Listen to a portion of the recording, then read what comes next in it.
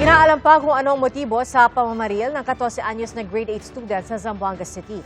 Pero lumabas sa investigasyon na naipasok sa eskwelahan ang mga baril na ginamit niya dahil naiwan ito ng kanyang ama sa sasakyang naghatid sa estudyante. Mula sa Zamboanga City, saksi live si John Consulta. John? Pia, may at maya pa rin ang dating ng ating mga kabayan dito sa harapan ng Ateneo de Zamboanga para magtirik ng kandila para sa dalawang estudyanteng binawian ng buhay. Sa harap ng Ateneo de Zamboanga University, patuloy ang pagdating ng mga nagtitirik ng kandila at nag-aalay ng bulaklak kasunod ng malagim na pamamaril ng 14 anyos na estudyante sa loob ng eskwelahan. Ang mga narinig at nasaksihan kahapon nakaukit na sa alaala ng mga kapwa niya estudyante at kalapit ng mga residente. 2 putok lang ata yun.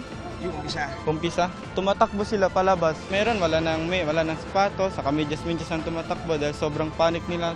Nakalimutan natin. Sa unang akala namin na mga classmate ko, simulation lang. Pero walang polis. Noong umaga, biglaan naman yung nagtira. Takot kami lahat, di namin alam anong gawin. Lumalabas sa investigasyon na may security inspection sa entrance ng eskwelahan pero sa pedestrian gate lang para sa mga naglalakad papasok. Nakasasakyan pumasok ang estudyanteng namaril kaya hindi dumaan sa inspeksyon. So they have to review and they have to reformat their security measures. Inihatid umano ang binatilyo ng driver ng kanyang amang customs personnel sa Port of Zamboanga. Naiwan daw ng ama ang kanyang mga baril sa loob ng sasakyan. At pagbaba ng bata sa basement ng eskwelahan, dala na niya ang mga ito. Dapat dyan, equally responsible ang gun owner. I-issued ng customs sa ama ng shooter ang isa sa mga ginamit sa pamamaril. Personal na armas naman ng ama ang isa pang ginamit. Hindi bababa sa 7 bala ang ipinutok ng shooter gamit ang caliber 40 at 9mm pistol ayon sa PNP. 70 araw na suspendido ang ama ng shooter. Umiiyak at humihingi umano siya ng pasensya nang nakausap ni Customs Commissioner Ariel Nepomuceno. Obvious naman na pabayaan niya yung baril niya. So titingnan natin kung ano yung maximum na pwede. Kasi gross neglect talaga yan. Ang maximum doon, dismissible offense talaga yan.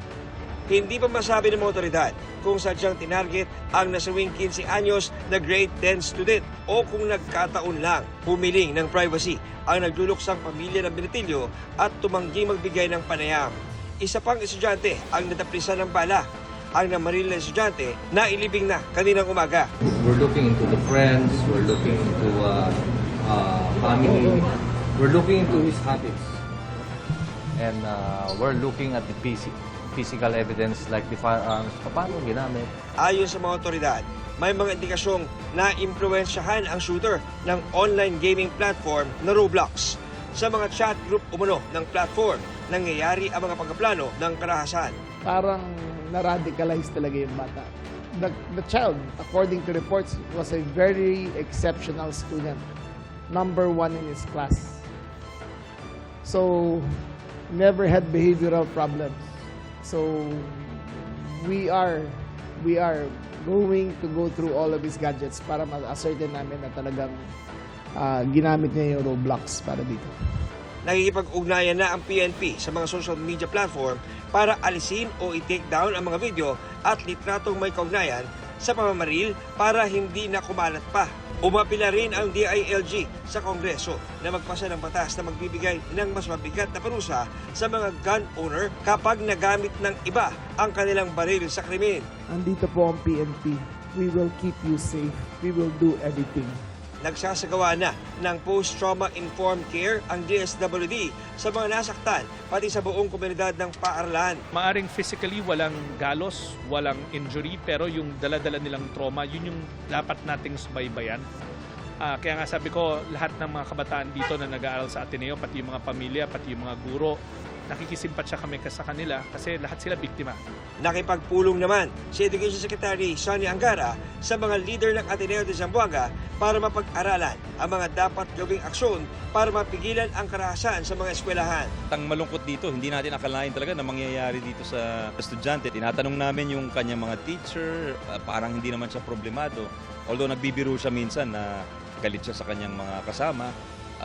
parang akala ng mga kamag-anak niya, biro-biro lang. Kami naman po ay constant na nakikipag-coordinate sa kanila. Nagpapakita ng aming sincerity na mabigyan po ng hustisya ang biktima natin. Bumisita si Vice President Sara Duterte sa pamilya ng biktima ngayong araw. Kabilang daw sa tinalakay nila ang mga pwedeng gawin para sa proteksyon ng mga mag-aaral. Inalaw rin ng bise ang mga nakaligtas sa pamaril. Sabi ng bise, mahalaga ang monitoring sa mga estudyante at personnel ng mga paaralan. Pero kung pabor ba siyang iban ang mga minor de edad sa social media, ang pagbaban kasi dapat nandito sa side ng provider no? So kung gagawa tayo ng batas, dapat ipagbawal natin doon sa mga platforms na mag-register yung mga minors doon sa kanila. inaasahan Pia bukas kasagawa ang briefing ng SITG Police Regional Office 9 kasama ang ilang mga taas opisyal ng gobyerno na manggagaling dyan mula sa Manila para magbigay ng karagdagang detalye kaugnay sa naganap na school shooting. Live mula rito sa Zamboanga City, ako si John Consulta, ang inyong naging saksi.